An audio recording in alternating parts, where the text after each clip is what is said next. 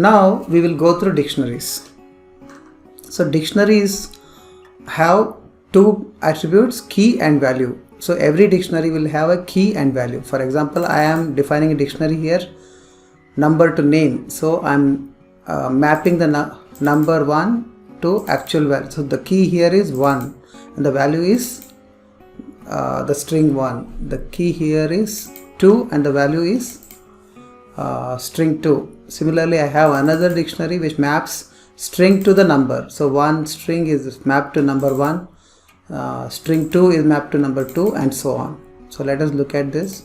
So what should be the type of this data item?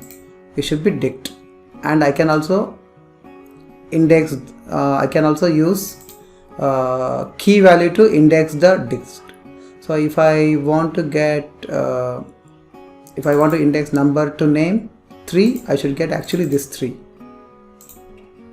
So the dicts are actually indexed by the keys and not the values. So if I want 5, I index by 5 and I should get the string 5. And the other way around, name to number. This is the dict that converts name to the number. So name to number 5, the key is 5 and I should get the value 5.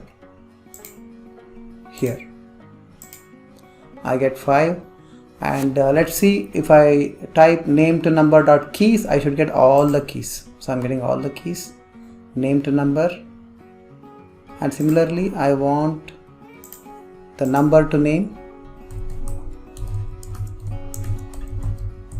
keys, I get all the keys. Okay, and I can also use like name to number values, I should get all the values, and I can do number to name dot values. And if I do name to number dot items, we will get all the key value pairs. So name to number has all the key value pairs that are given here. 1 is the key and the value is 1, 2 is the key and the value is 2. For key 3, the value is 3. So dictionaries are used to map various data items by key to the values. Okay, so now I can actually use them in the for loop.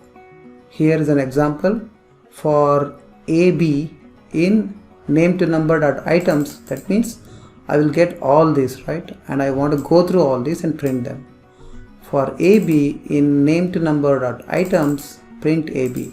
So I should get all these printed. 1, 1, 2, 2, 3.